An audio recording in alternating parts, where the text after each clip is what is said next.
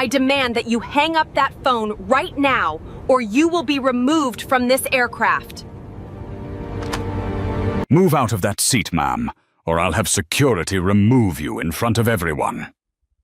The words sliced through the first-class cabin. Olivia Bennet looked up slowly from seat 2A. Her hand was still resting on the edge of her laptop.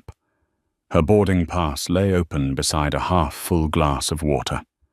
Around her, the cabin froze. Leather seats, soft white lights, the low hum of the aircraft breathing before departure. Flight attendant Laura Mitchell stood over her with a tight smile that did not reach her eyes. Behind Laura, Patricia Caldwell tapped one manicured finger against her gold watch. She was 56, polished, rich, and impatient in the way only people become when the world has spent years moving aside for them.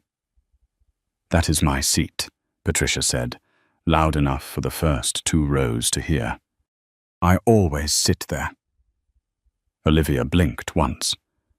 Not in fear, in disbelief. She was 34 years old, dressed in a simple navy blazer, dark slacks, and flats comfortable enough for airport walking. Her hair was pulled back neatly. No diamonds, no entourage, no loud display of money.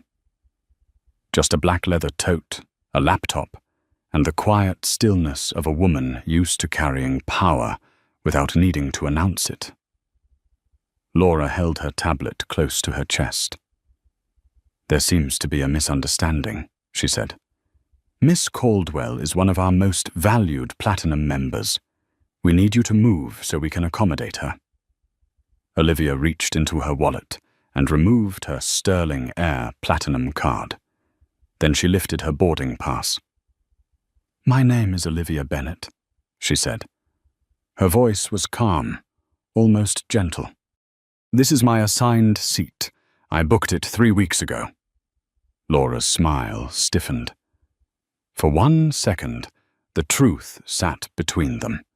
Then Laura looked past Olivia, toward Patricia, as if the answer was not on the boarding pass, but in the face of the woman wearing pearls.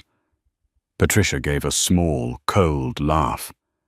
"Honey, I don't know what website you used, but first class can be confusing."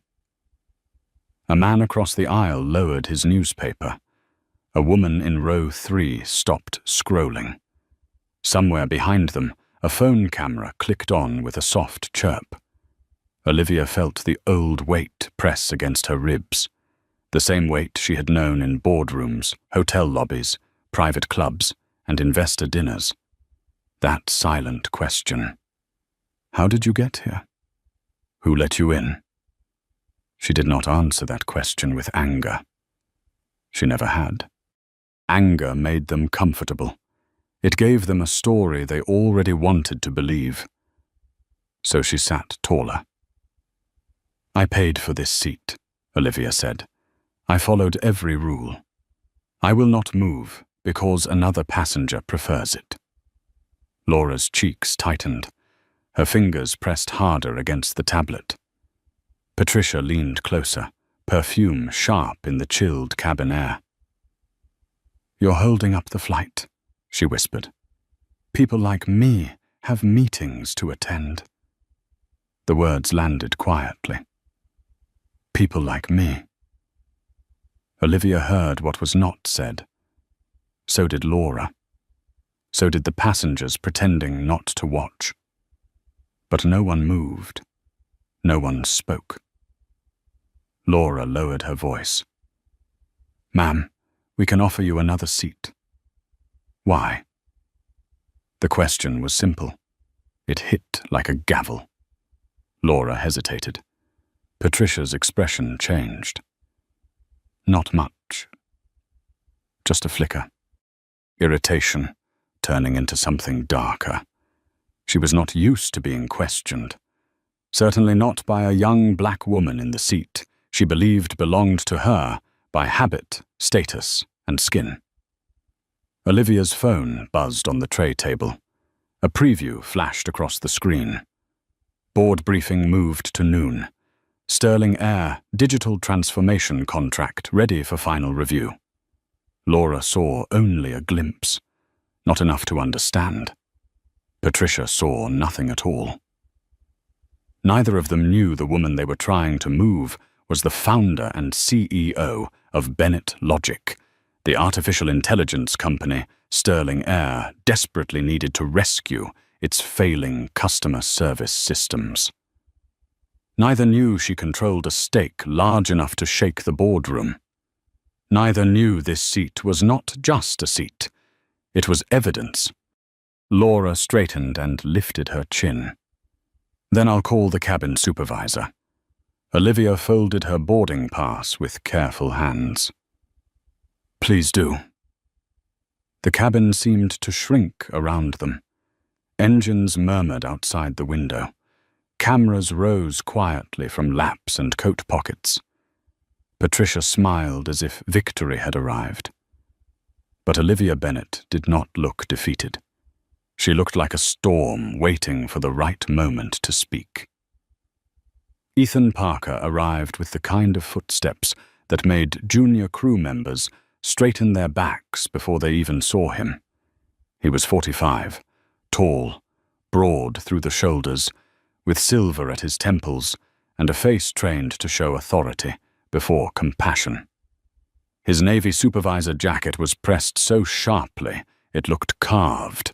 The Sterling Air wings on his chest caught the cabin lights as he stopped beside Laura. "What seems to be the issue?" he asked. Laura swallowed. She looked relieved, but not innocent. "This passenger is refusing to cooperate with a seating adjustment." Olivia noticed the wording.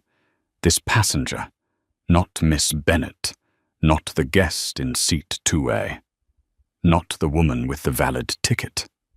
Ethan turned toward her. His eyes moved over her blazer, her flats, her laptop bag, then finally her face. He did not look at the boarding pass first. He looked at her first. That told Olivia almost everything. "Ma'am," Ethan said, his voice low and polished. "We're trying to keep boarding smooth for everyone. Miss Caldwell is a long-time Sterling Air Platinum member. She has a strong preference for this seat." Patricia gave a tiny nod, as if the sentence had been written for her. Olivia held up her boarding pass again. "And I have a confirmed reservation for this seat." Ethan glanced at it only long enough to say he had seen it. His jaw shifted. No one is questioning that there may be documentation. There may be. The words came out quiet, but they made the cabin tighten. A man in row 1 stopped adjusting his cufflinks. An older woman near the aisle looked from Ethan to Olivia and frowned. Somewhere behind them, a phone camera tilted higher. Ethan clasped his hands in front of him. "What we are asking is simple. We can place you in another first-class seat. You'll receive the same service." Olivia looked toward the cabin. "Then why can't she sit there?" Patricia's lips parted. Her pearl earrings trembled as her head snapped toward Olivia. For the first time, irritation cracked into disbelief. People like Patricia Caldwell did not expect logic from the people they were trying to move. They expected surrender. "That is not the point," Patricia said. "It is exactly the point," Olivia replied. Laura's eyes flicked toward Ethan. She wanted him to end this, fast, quiet, before the phones became witnesses, before every word began turning into evidence. Ethan leaned closer, lowering his voice in the practiced way of men who believed intimidation sounded better when it was private. "Miss Bennett, I would advise you not to make this difficult." Olivia felt the air change against her skin. A warning had entered the room. Not official, not written, but real. She looked at Ethan's face. She saw no curiosity there. No wish to understand. Only a man, protecting a hierarchy he had mistaken for order. "I am not making this difficult," she said. "I am sitting in the seat I paid for." Patricia exhaled sharply and turned to Laura. "This is absurd. I have flown this route for 12 years. Everyone knows where I sit." Her voice was trembling now, not from fear, but from insult. In her mind, the injury was not that she had been denied a seat. It was that Olivia had refused to disappear. Laura stepped half a pace closer to Patricia, her body language softening at once. "I'm so sorry, Miss Caldwell. We're working on it." Olivia watched that apology land in the wrong direction. A small sadness moved through her. Not weakness, not surprise. Something older. She thought of her father standing in a hardware store in Cleveland, receipt in hand, being asked 3 times if he was sure the credit card was his. She thought of her mother whispering, "Stand straight, baby. Make them hear you without giving them the anger they came looking for." So Olivia kept her voice steady. "Mr. Parker, please check the system. My reservation is valid. My membership is valid. My seat is valid." Ethan's mouth tightened. The system is not the only factor here. There it was. Softly said. Brutally clear. A woman in row 3 whispered, "Did he really just say that?" Ethan heard her. His neck flushed red. Patricia stepped close to Laura, pretending to adjust the strap of her cream leather handbag. Her fingers slipped something folded into Laura's palm. Quick. Clean. Almost invisible. Almost. Olivia saw Laura's hand close. So did the young woman in row 4, wearing a grey sweatshirt, her phone held low but steady. Emily Carter had been recording for nearly 2 minutes. Her thumb hovered over the screen. Her face had gone pale, not with fear, but with the sickening recognition of a wrong becoming undeniable. Laura tucked her hand near her jacket pocket. Ethan looked away at the exact wrong moment, or perhaps the exact intended one. Patricia lifted her chin. "I trust Sterling Air still knows how to take care of its real customers." The sentence fell into the cabin like a match dropped on dry grass. Olivia slowly placed her platinum card on the tray table, then her boarding pass, then her phone. Face up, another message flashed. "Board members confirmed, awaiting your approval on Sterling Air proposal." Ethan did not notice. Laura did not notice. Patricia did not notice. But Emily's camera did. Olivia breathed in once, slow and deep. The storm was no longer coming. It was already inside the cabin. She looked at Ethan Parker and spoke with the calm of a woman who knew exactly how much power silence could hold. "I will not move." For 3 seconds, no one breathed. Ethan Parker stared at Olivia, as if her refusal had broken some invisible law of the ski. His face stayed professional, but the muscles around his mouth betrayed him. They pulled tight. They hardened. Authority, when challenged by truth, often shows its first crack in the jaw. Laura Mitchell shifted beside him. Her fingers brushed the pocket where Patricia's folded cash had disappeared. She could still feel the stiff edge of the bills against the fabric. It felt hot now. Too hot. Like a secret that had learned how to burn. "Miss Bennett," Ethan said, each word clipped. "This aircraft cannot depart while we have unresolved passenger interference." Olivia looked at him. "I am not interfering with anything. I am seated." A soft murmur moved through first class. Patricia Caldwell heard it and hated it. Sympathy was changing direction. She could feel it in the cabin. The tiny shifts, the lowered newspapers, the phones angled toward Laura, toward Ethan, toward her own face. Her world had always rewarded confidence, even when it was cruelty dressed in silk. But cameras were different. Cameras did not care how much money she had spent on handbags or charity galas. "This is ridiculous," Patricia snapped. "She's making a scene." Olivia turned her head slightly. "No, Miss Caldwell." "You are." The words were quiet. They struck like glass breaking. Patricia's eyes widened. A flush climbed her neck. She looked around, searching for the old pattern. Someone to agree with her. Someone to laugh. Someone to make Olivia smaller. But the cabin had changed. The man in row 1 no longer hid behind his newspaper. The older woman across the aisle watched Patricia with open disappointment. Emily Carter kept recording from row 4, her thumb steady, her heart pounding so hard she could hear it beneath the engine hum. Ethan stepped closer, blocking part of the aisle. "You need to lower your tone." "My tone is already low," Olivia said. Laura inhaled sharply. A few passengers glanced at one another. It was the kind of sentence people remembered later. Simple. Exact. Impossible to twist unless someone wanted very badly to lie. Ethan's patience thinned.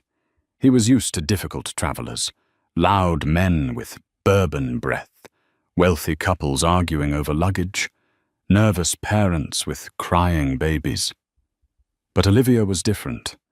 She was not loud, not messy, not afraid. Her calm made him feel exposed. It forced him to hear himself. He did not like that. "Sterling Air policy gives the crew discretion to resolve seating conflicts," he said. "There is no conflict in the system," Olivia replied.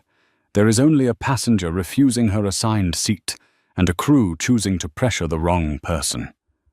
Laura's eyes flicked toward Patricia. Too fast. Emily's camera caught it. Patricia leaned toward Ethan, voice low but sharp. "Are you going to let her speak to you like that?" There it was again. Not a request. A command wrapped in offense. Ethan straightened. His pride stepped in where judgment should have been. "Miss Bennett, this is your final opportunity to accept another seat voluntarily." Olivia's gaze dropped to her phone. Another notification flashed from her assistant, Rachel Monroe. "Sterling Air Board packet finalized. They're waiting for you in New York." Olivia placed the phone face down. Slowly. Deliberately. No one in the cabin understood the scale of what they were interrupting. No one knew that Sterling Air's customer complaints had risen for 6 straight quarters. No one knew that Bennett Logic's bias detection platform was the solution their own executives had begged for behind closed doors. No one knew Olivia had spent months studying whether Sterling Air could be saved from the very culture now standing in front of her wearing a uniform. She looked back at Ethan. "I will not accept another seat." Ethan's eyes went cold. "Then I'll notify the captain." The words moved through the cabin like thunder heard before lightning. Laura's face paled. She wanted the matter handled, but not this publicly. Not with this many phones. Not with cash in her pocket. Her throat tightened. She imagined an internal review. Her employee number, her mortgage, her mother's medical bills. Fear pressed against her conscience, and conscience lost again. Patricia, however, smiled. It was small, cruel, almost satisfied. "Thank you," she whispered. Ethan turned and walked toward the front galley with stiff, angry steps. The soles of his shoes struck the carpet like a countdown. Olivia remained seated. Her posture was straight. Her hands rested in her lap. Outside the oval window, ground crew moved beneath the wing in neon vests, unaware that a quiet war was unfolding above them in cream leather and polished chrome.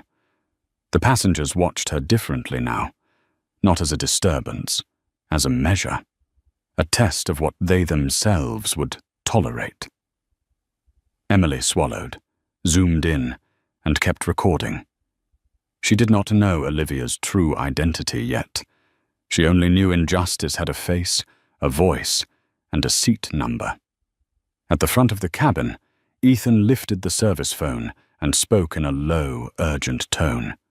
Seconds later, the cockpit door opened. Captain Robert Hayes stepped out. 58 years old, silver hair, pressed uniform, 4 gold stripes on his shoulders, a man built by decades of obedience to hierarchy and comfort with command. The cabin fell silent. Patricia sat taller. Laura looked down. Olivia Bennet did not move. And somewhere deep inside Sterling Air's future, the first wall began to crack. Captain Robert Hayes did not hurry, because men like him believed urgency belonged to other people. He moved down the first-class aisle with measured steps, one hand brushing the seat backs, his uniform immaculate, his eyes already narrowed at the woman in seat 2A. He had heard Ethan's version, a passenger refusing a seating adjustment, a VIP being inconvenienced, a delay forming before pushback. That was enough for him.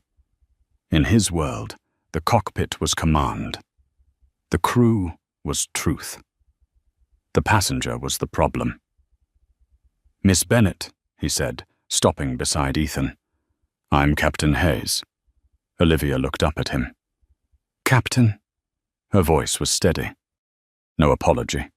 No tremor. That unsettled him more than shouting would have. Robert Hayes had flown for more than 30 years.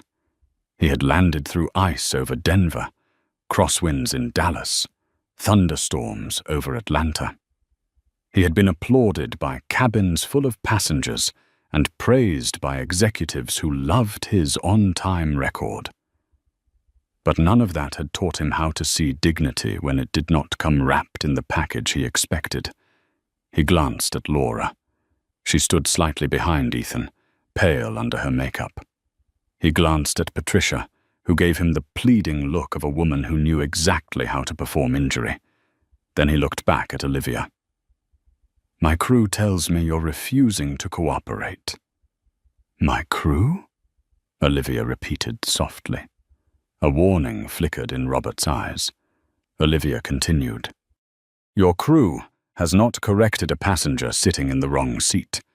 Your crew has asked me to leave the seat printed on my boarding pass, a few phones lifted higher." Robert noticed. His face tightened. "Ma'am, I am not here to debate semantics." "This is not semantics," Olivia said.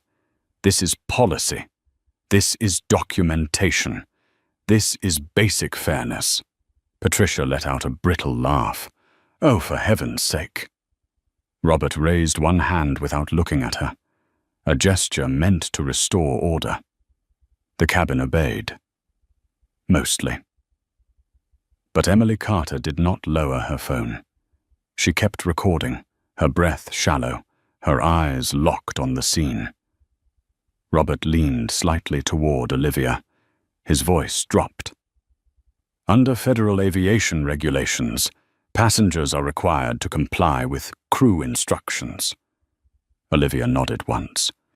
"I understand safety instructions. This is a crew instruction." "No," Olivia said. "This is a customer preference being dressed up as authority." The sentence hit him hard. Ethan's face flushed. Laura stared at the floor. Patricia's mouth tightened into a thin, furious line. Robert felt the cabin watching him now, not with trust, with judgment. That was dangerous. A captain's authority was built on control. Once passengers started questioning the moral shape of that control, The uniform became fabric and nothing more. He straightened. "Miss Bennet, I am asking you one final time. Will you move to another seat so this flight can depart?" Olivia's eyes did not leave his. "No." One word.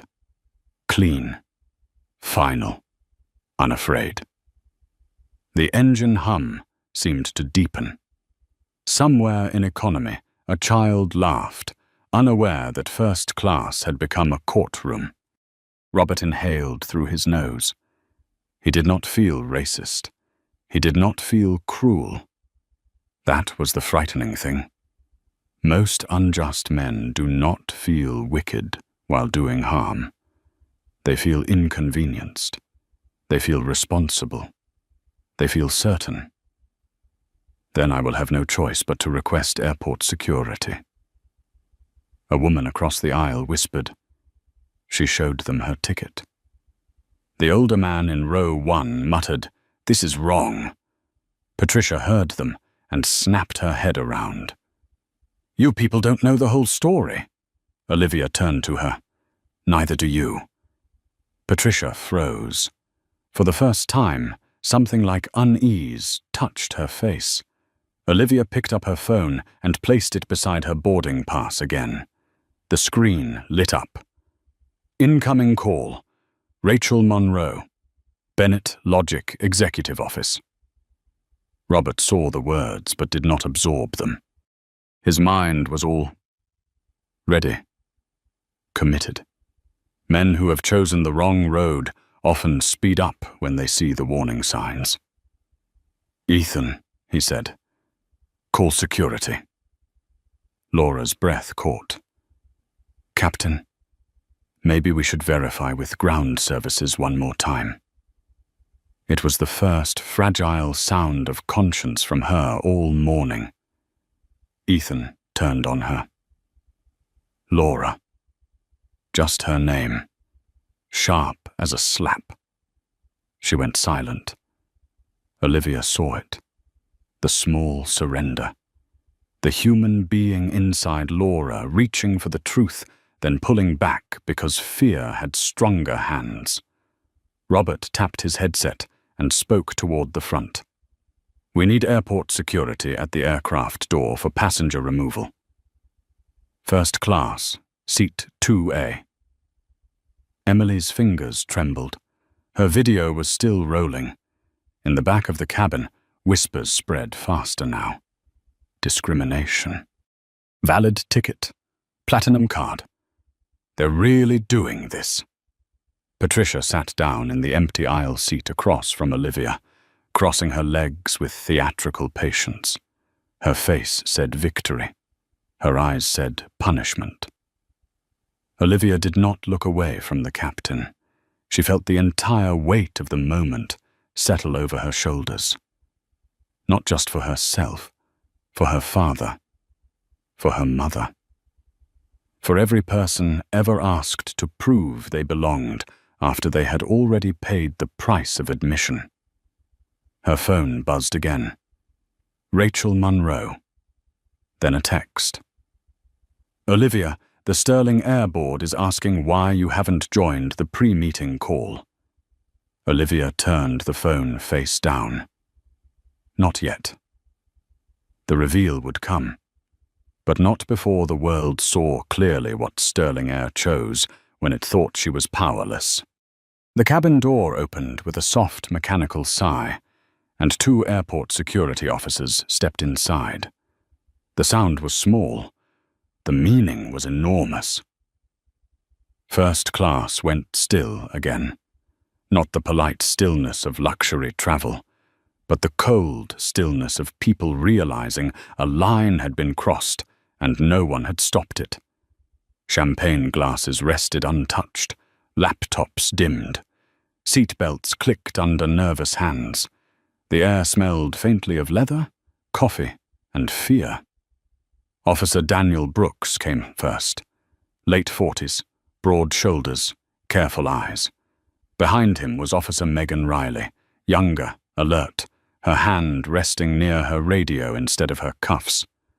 They were not storming in. They were walking into a story already shaped for them by uniforms, titles, and assumptions. Captain Hayes met them at the front of the aisle. Seat 2. A, he said. Passenger refusing crew instruction. Olivia heard him reduce the entire truth to 5 words. Refusing crew instruction. Not valid ticket. Not paid seat. Not another passenger wants her spot. Not possible discrimination. Not cash changing hands. Just refusal. It was always easier to punish refusal than examine why obedience had been demanded. Officer Brooks approached Olivia. His face was professional, but his eyes paused on the boarding pass and platinum card sitting neatly on her tray table. "Ma'am," he said, "we've been asked to escort you off the aircraft." Olivia picked up her phone and started recording. Laura's face drained. Ethan's eyes narrowed. Patricia rolled her eyes and whispered, "Here we go." Olivia held the phone steady, her hand calm. "For the record, my name is Olivia Bennett. I am seated in seat 2A, which I purchased and confirmed 3 weeks ago. I have shown my boarding pass and Sterling Air Platinum card. I have not raised my voice. I have not threatened anyone. I am being asked to leave because another passenger prefers my seat." The cabin absorbed every word. Officer Riley glanced at Captain Hayes. Something in her expression shifted. A flicker, a question. Captain Hayes stiffened. "Ma'am, this is not necessary." "It is very necessary," Olivia said. Ethan stepped in. "She's creating a disturbance now." A woman in row 3 spoke before she could stop herself. "No, she isn't." Every head turned. The woman was in her 70s, with silver hair tucked under a blue travel scarf. Her hands shook slightly, but her voice held. She has been calmer than everyone standing over her. Her husband touched her arm, nervous. "Margaret." "No," Margaret said, looking at Captain Hayes. "I saw her ticket. I heard what was said." "This is wrong," Patricia snapped. "You don't know what you're talking about." Margaret looked at her with tired, honest disgust. "I know exactly what I'm looking at." Emily Carter's camera caught Margaret's face.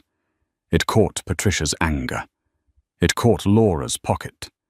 It caught Ethan stepping slightly in front of Patricia, as if protecting the person with power from the person with proof.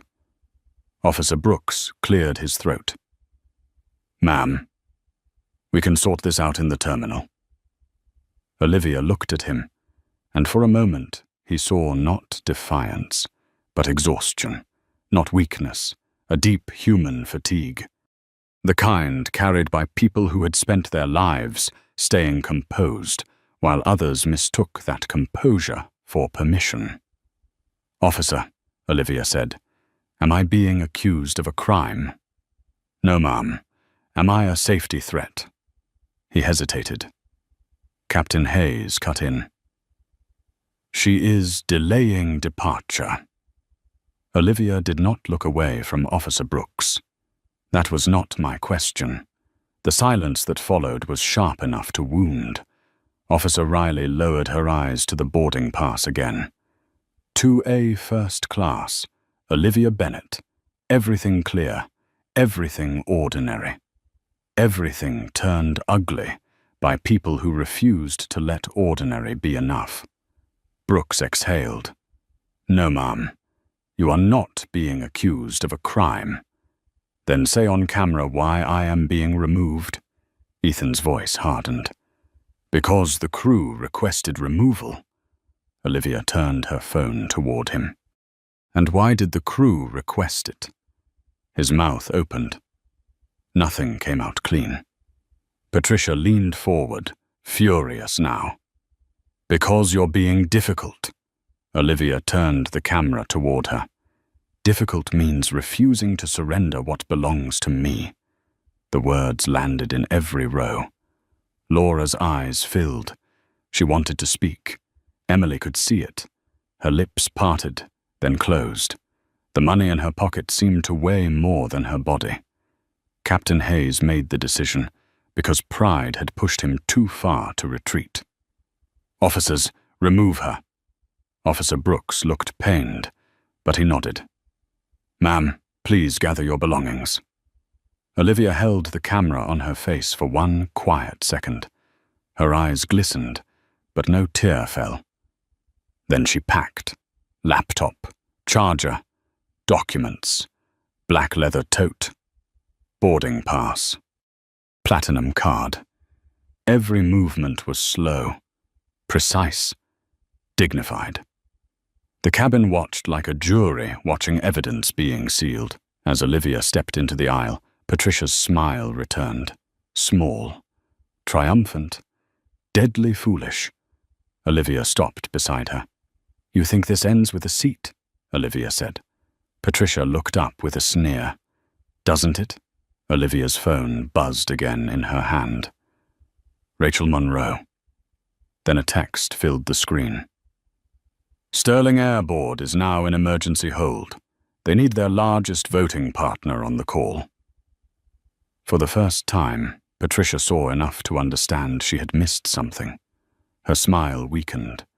Olivia walked forward between the officers, past raised phones and silent mouths, toward the open aircraft door. Behind her, seat 2A waited. Patricia moved toward it, like a queen returning to a throne. But the throne had already become a witness stand. The jet bridge felt colder than the cabin. Olivia walked between Officer Brooks and Officer Riley, with her phone still in her hand, the camera still recording the grey walls, the fluorescent lights, the soft thunder of luggage rolling somewhere in the terminal. Behind her, the aircraft door closed with a heavy click. It sounded final. It was not. Inside the plane, Patricia Caldwell lowered herself into seat 2A with the satisfaction of a person who thought comfort was proof of justice. She adjusted the armrest, smoothed her cream blazer, placed her handbag where Olivia's laptop had been. But the air around her had changed. No one congratulated her. No one smiled. Margaret in row 3 stared at the back of Patricia's head as if it carried a stain. The man in row 1 folded his newspaper, but did not read it. Across the aisle, Emily Carter looked down at her phone and replayed the last few seconds she had captured. Olivia's voice came through the tiny speaker. Difficult means refusing to surrender what belongs to me. Emily's throat tightened. She was 27, a freelance documentary editor from Portland, flying to New York to visit her father after his second heart surgery. She had spent years cutting footage of public hearings, housing protests, school board fights, and quiet human disasters that never made national news. She knew the difference between a misunderstanding and a pattern. This was a pattern. Laura passed through the cabin with trembling hands, offering water no one asked for. When she reached Patricia, Patricia touched her wrist. You handled that well, Patricia whispered. Laura's face flinched, almost invisibly. Emily zoomed in. Patricia leaned closer, her voice lower, but still clear enough for the phone. People have to learn. There are standards. Laura pulled her hand away as if burned. Can I get you anything before takeoff? Champagne, Patricia said. The good one. Ethan stood near the galley, speaking quietly to Captain Hayes. His shoulders were stiff. His face had the false calm of a man trying to convince himself the worst was over. It'll fade, he muttered. Once we're airborne, people move on. Captain Hayes looked toward the rows of silent passengers. Let's hope so. But people did not move on anymore. Not when the truth had witnesses. Not when every pocket held a camera. Not when humiliation could travel farther than any aircraft before the wheels even left the runway. Emily opened a new file on her phone. She saved the raw footage first. Then she saved a backup to the cloud. Her fingers moved quickly, almost professionally. Clip 1. Laura asking Olivia to move. Clip 2. Patricia saying real customers. Clip 3. The cash passing into Laura's hand. Clip 4. Ethan threatening removal. Clip 5. Captain Hayes ordering security. Clip 6. Olivia walking out with dignity sharper than any accusation. Her hands shook only once, then she steadied them. In the terminal, Olivia sat in a quiet corner near the Sterling Air Service desk. The officers had left her there after taking a brief statement that sounded more like a formality than concern. Officer Riley lingered a moment longer than Brooks. "I'm sorry," she said softly. Olivia looked up. Riley's eyes were honest, ashamed, but honest. "You did your job," Olivia said. Riley swallowed. "Sometimes that doesn't feel like enough." "No," Olivia said. "It isn't." There was no cruelty in her voice. That made it worse. Riley nodded once and walked away. Olivia sat alone under the white airport lights. Around her, travelers hurried past with coffee cups, rolling bags, tired children, and boarding passes clenched between fingers. Life continued in the indifferent rhythm of American airports. Announcements echoed overhead. A delayed flight to Tampa. A gate change for Denver. A final call for Boston. But inside Olivia, something had gone perfectly still. She opened her email. To Rachel Monroe. To legal counsel. To communications. To Bennett Logic Board Relations. Subject. Sterling Air Incident. Immediate preservation. Her thumbs moved with quiet precision. I was removed from Sterling Air flight after refusing to surrender my confirmed first-class seat to another passenger. Video evidence exists. Witnesses recorded the incident. Preserve all Sterling Air contract materials. Prepare shareholder file. Do not contact Sterling Air yet. Let them act first. She hit send. Then she opened Rachel's message. The board is asking if you're joining. Olivia typed back. In 10 minutes. Tell them I have new data. On the aircraft, the plane pushed back from the gate. Patricia raised her champagne glass, but her hand was not as steady as before. Across the cabin, Emily Carter pressed upload. Her caption was simple. Black woman with valid first-class ticket removed so white VIP could take her seat. Cash appears to change hands. Sterling Air. Explain this. She tagged Sterling Air.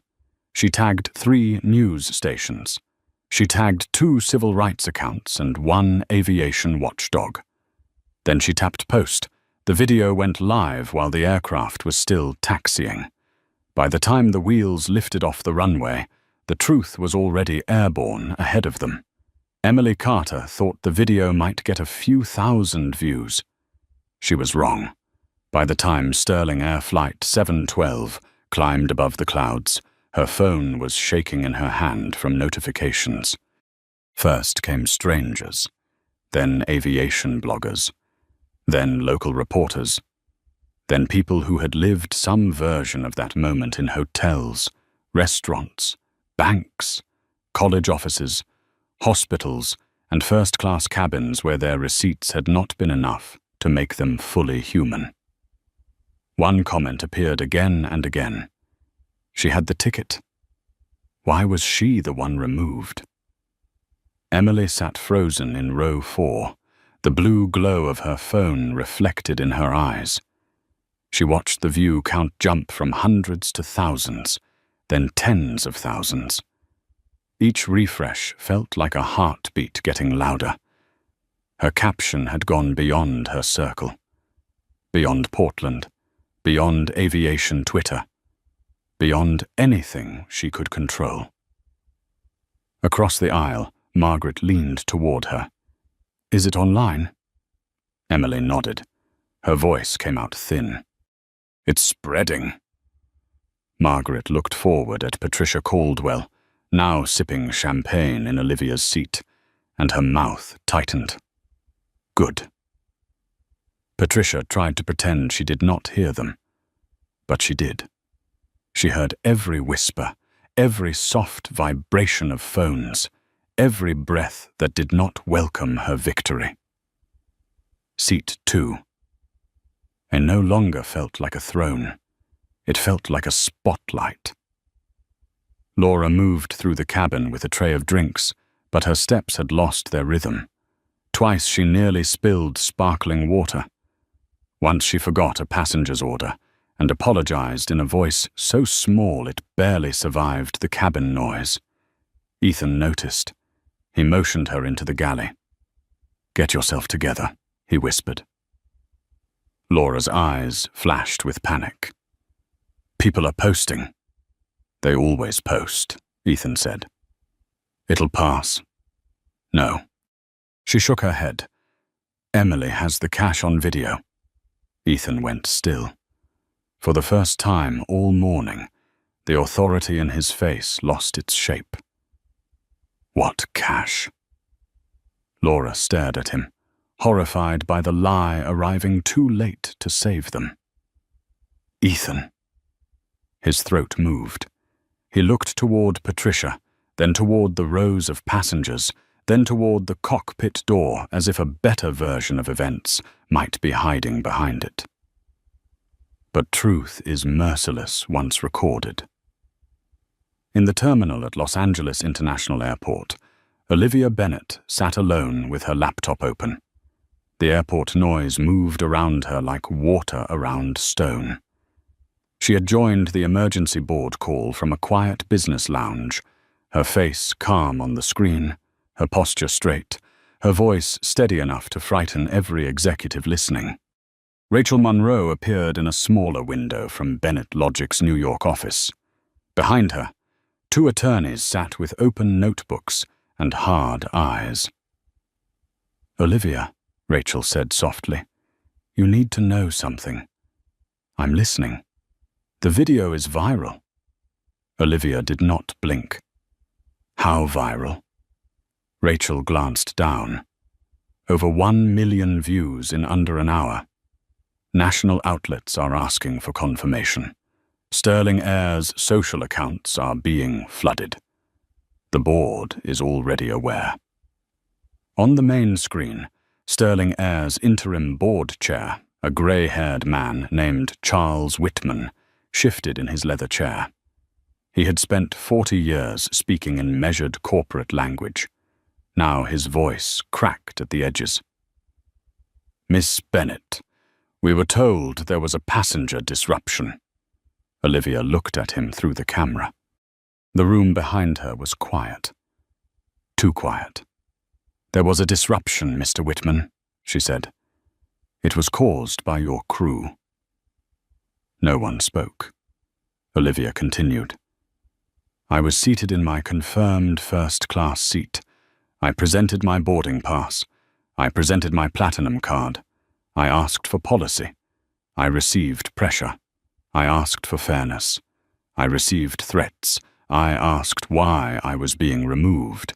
No one could answer." Charles looked down, his hands folded, then unfolded.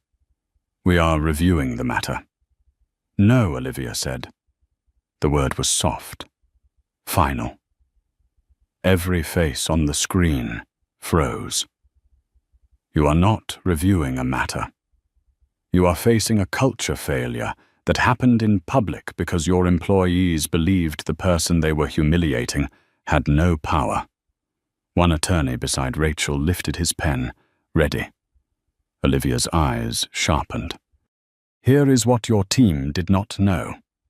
Bennett Logic holds a specialty, a major voting position in Sterling Air, through affiliated funds.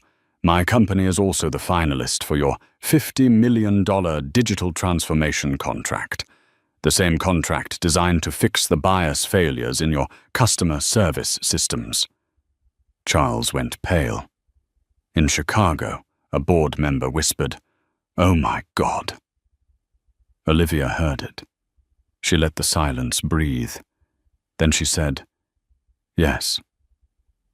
Now you understand the scale. But I want to be clear. This is not about my power.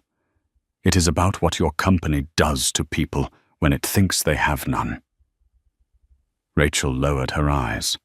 Even after years of working for Olivia, moments like this still shook her.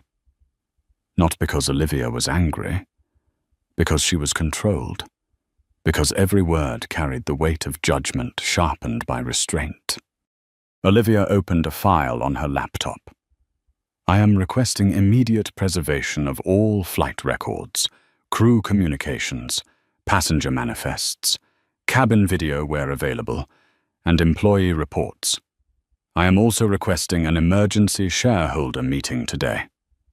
Charles swallowed. "Today?" "Yes," Olivia said. "Today." At 30,000 feet, Patricia Caldwell's champagne had gone warm. Her phone buzzed on the tray table. A message from a friend. "Patricia, is this you in this video?" She stared at the screen. Her reflection stared back from the black glass, smaller than she remembered. Charles Whitman did not speak for several seconds. On the video call, his face had the stillness of a man watching a bridge collapse while standing on it. Around him, Sterling Air directors shifted in their seats. Some looked down at phones.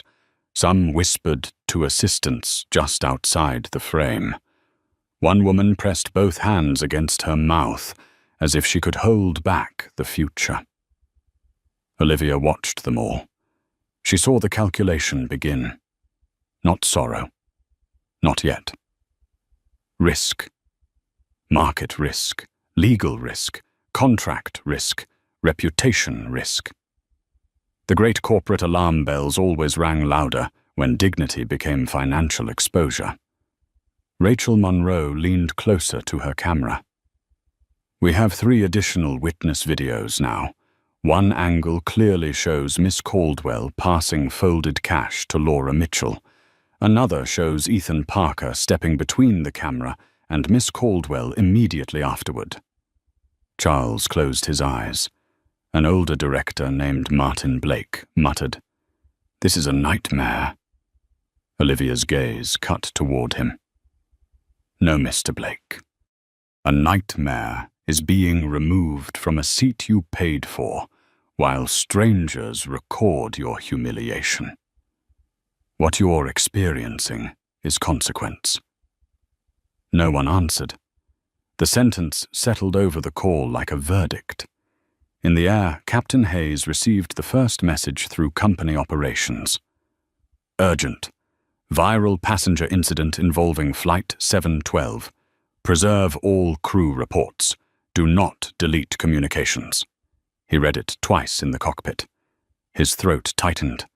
Outside the windshield, the sky was blue and merciless. Clouds stretched beneath the aircraft like white fields. Everything looked peaceful at 30,000 feet. That was the deception of altitude. From far enough above, harm always looked smaller. Ethan stood in the forward galley, gripping the counter with both hands. Laura stood across from him, pale and trembling. Patricia sat alone in seat 2A, refreshing her phone as the video appeared on more accounts, more headlines, more angry threads. A text from her law partner came in. "Patricia, call me immediately. Is that you handing money to the crew?" She locked the screen. then unlocked it, then locked it again. Her mouth had gone dry. Laura whispered. "What do we do?" Ethan snapped. "We do nothing. That video shows everything." "It shows an angle," he said. "No," Laura said, and her voice cracked. "It shows the truth." Ethan looked at her then, really looked. Fear had stripped the service smile from her face. She was no longer the polished attendant trained to please wealth. She was a woman cornered by her own choice. His anger rose because her fear threatened to become confession. "You accepted that money," he said. Laura stared at him. "You saw it." "I saw nothing." That was the old system speaking through him. Deny. Narrow. Reframe. Wait for power to protect power. But power had changed seats.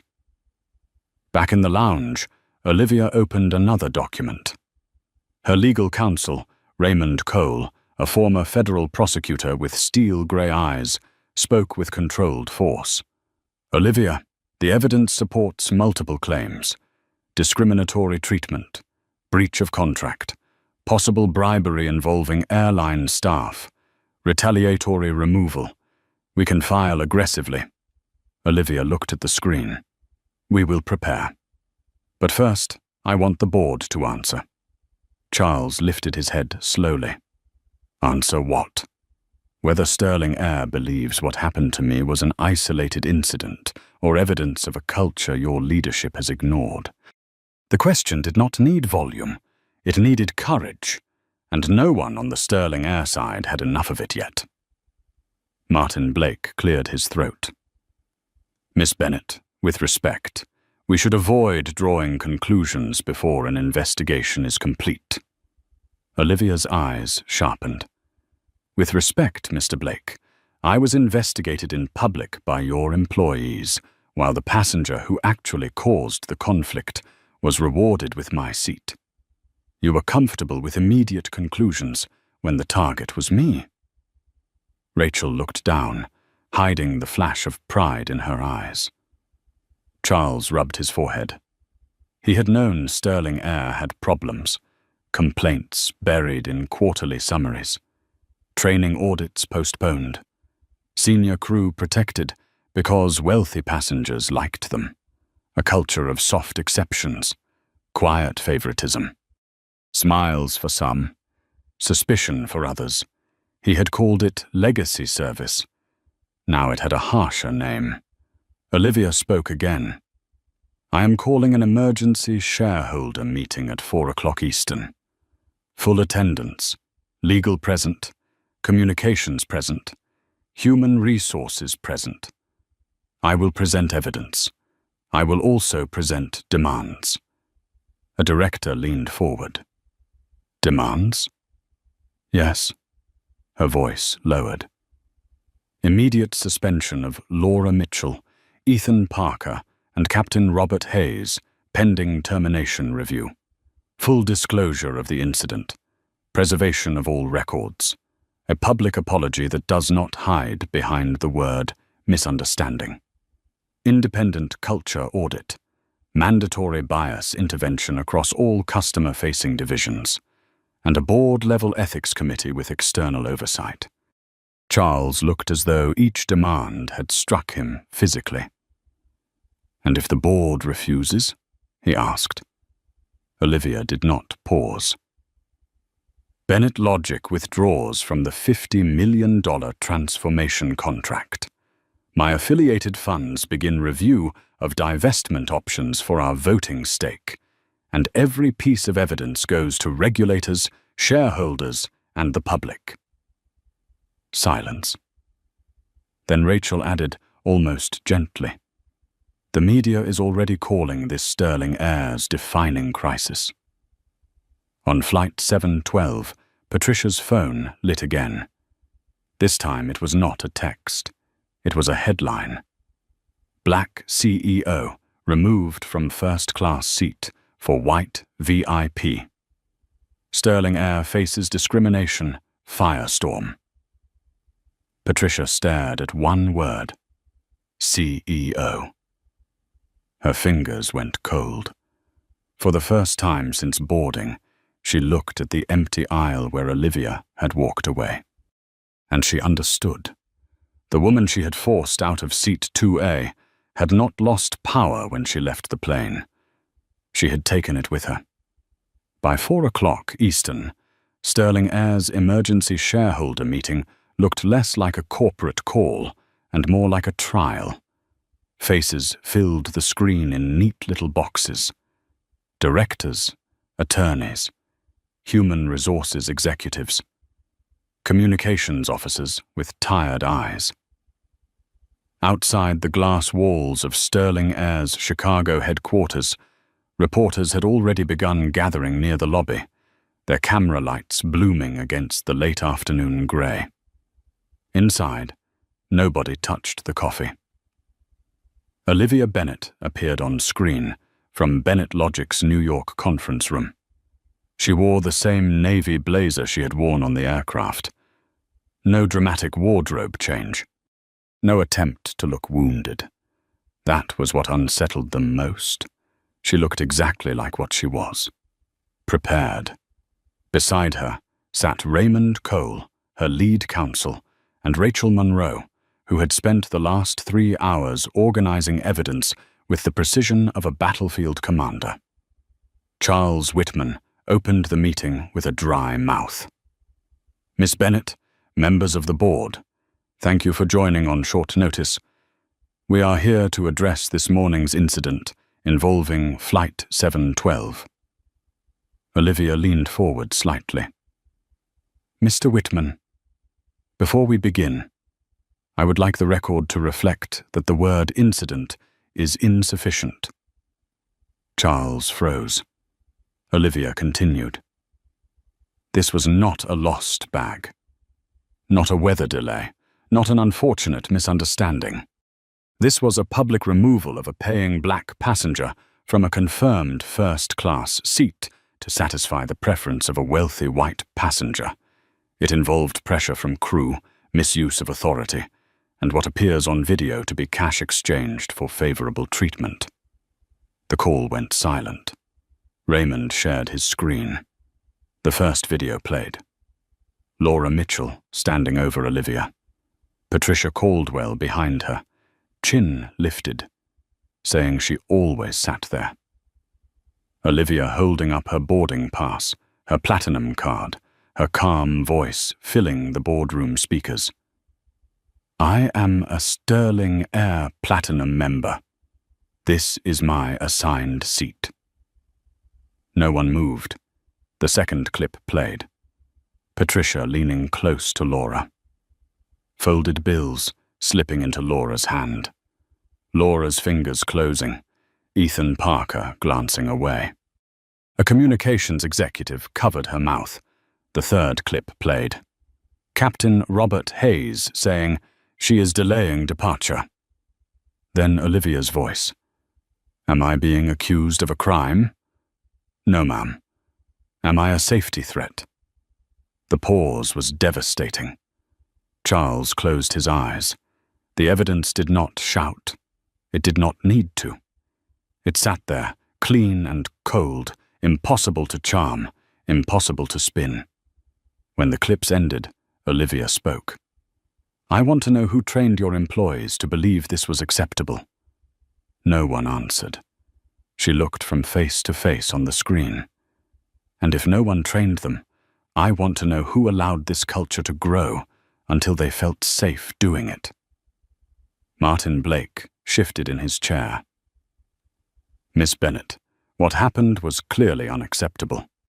But termination before a full internal process may expose us to claims from the employees." Raymond Cole smiled without warmth. "Mr. Blake, your company is already exposed. The question is whether you intend to reduce harm or defend it." Rachel added, "We now have 5 witness statements, 3 passenger videos, 1 audio clip from the galley. and a public response curve that is accelerating every minute. Charles looked at his chief communications officer. She whispered, "We've lost control of the narrative." Olivia heard her. "You lost control when your crew chose the wrong side of the truth." That sentence ended the debate. For the next 20 minutes, the board reviewed the formal report. Laura Mitchell had accepted cash from Patricia Caldwell. Ethan Parker had escalated the situation despite valid documentation. Captain Hayes had ordered security removal without verifying the root cause. Patricia Caldwell had misrepresented her entitlement to the seat and used money to influence staff. By the end, even Martin Blake stopped objecting. Charles looked older now, smaller. The kind of smaller that comes when a man finally sees the court of what he had preferred not to see. "We are prepared," he said slowly, "to place the employees on immediate suspension pending review." Olivia's eyes did not soften. "No." The room tightened. "They did not suspend my humiliation," she said. "They did not pause my removal pending review. They acted immediately when they thought I had no power. Sterling Air will act immediately now that the truth has power." Charles lowered his gaze. The vote was called. One by one, the directors answered. Yes. Yes, yes, yes. Termination for Laura Mitchell, Ethan Parker, and Captain Robert Hayes. Immediate public disclosure. Independent ethics investigation. Full cooperation with Olivia's legal team. Permanent ban review for Patricia Caldwell pending legal inquiry. Referral of the cash exchange to outside counsel. When the final vote passed, no one celebrated. At 30,000 feet, Flight 712 had begun its descent into New York. Captain Hayes received the message through operations before landing. His eyes locked on the words, "You are relieved from duty upon arrival. Do not operate further flights. Report to corporate security." His hand trembled on the tablet. In first class, Ethan received the same notice. His face went grey. Laura read hers near the galley and began to cry without sound. Patricia's phone buzzed again. Her law firm had called an emergency ethics meeting.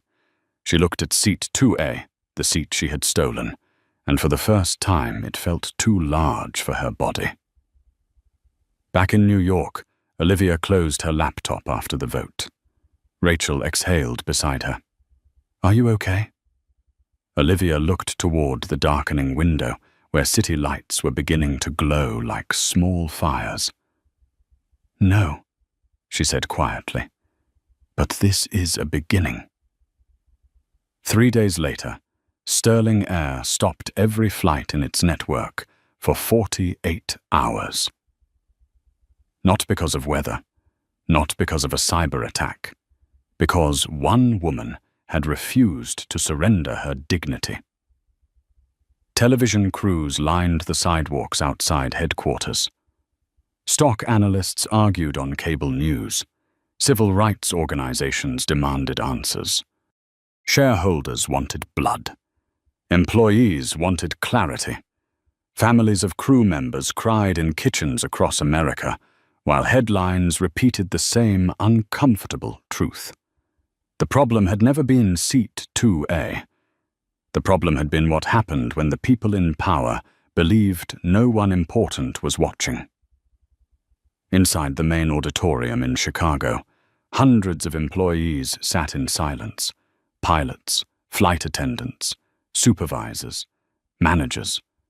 Some angry, some embarrassed, some afraid. At the center of the stage stood Olivia Bennett. No applause, no dramatic music, no revenge in her eyes. Only truth. She looked out at the room. "I could destroy careers," she said quietly. Nobody moved. I could spend years in court, I could make examples out of people. Her voice remained calm, but punishment alone changes nothing. Captain Robert Hayes sat in the third row, no longer wearing 4 stripes. Ethan Parker sat beside attorneys.